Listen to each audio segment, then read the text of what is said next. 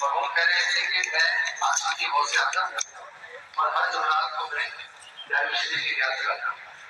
लेकिन बड़ियों से मोहब्बत करने वाले अल्लाह पाक एक हमारे बरकत से गुनाहों को माफ फरमाए, मरून को खूब लेके आता हूँ। इंशाअल्लाह अकीदे की बात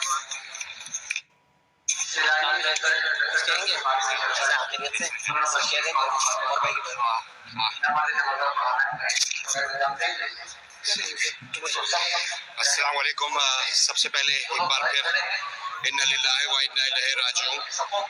और उमर शरीफ के बारे में मैं ये कहना चाहूँगा कि उमर भाई जो है वो एक तरह से मेरे रूहानी उस्ताद रहे और हमेशा से उनको मैंने फॉलो किया है, हमेशा उनको पसंद किया है। उनका जो सबसे पहला प्ले था जो सीडी पे आया, किसको कह रहे हो, वहाँ से लेके और जो लास्ट उनका प्ले था वो सब की सब सीडीज और डीवीडीज मेरे पास मौजूद हैं। उनको देखता हूँ, याद करता हूँ। ऐसा फनकार दोबारा पैदा हो भी नहीं सकता। और सबसे बड़ी बात ये है कि उनकी उनकी टेक्निक बड़ी डिफरेंट थी। उन्होंने बहुत सारी चीजें जो है ना वो इजाद की। मिसाल के तौर पे ऑडियो कैसेट में कॉमेडी लेके आए, ये उनका कारनामा है। इसके अलावा उस जमाने में टेलीविजन एक ही होता था तो इतनी अपॉर्चुनिटी नहीं थी, उसके बावजूद वो वीडियो पे अपनी कॉमेडी लेके आए और दुनिया भर में उन्होंने नाम रोशन किया। उन्होंने बहुत सारे नए आइडियाज दिए। उन्होंने सबसे अपना ड्रामा लिखा वो था बायोनिक नौकर। वो एक यूनिक आइडिया था। उनकी मुआशरे पे नजर थी, उनकी लोगों के जो मसाइल थे उन पे नजर थी। वो हर तबके के बारे में बहुत अच्छा से जानते थे। और उनकी आप यूँ कह लो कि हर चीज पे उनकी नजर होती थी, इंटरनेशनल न्यूज पे नजर होती थी। तो वो सब हर चीज को जानते थे, लिहाजा उनके जो जोक्स थे, उनकी जो कॉमेडी थी उसमें विट थी।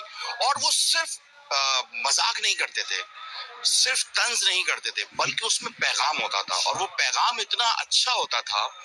उनके साथ आपको याद होगा कि अक्सर स्टेज का जब एंड हो रहा होता था किसी ड्रामे का, तो हफीज साहब या और दूसरे दीगर जो सीनियर फनकार हैं वो आके अपना एक पैगाम पूरा देते थे। तो बेशुमार ड्रामे हैं और उनके ड्रामों को देखकर मुझ समेत पता नहीं कितने लोग ऐसे हैं जिन्होंने उनसे बहुत कुछ सीखा है।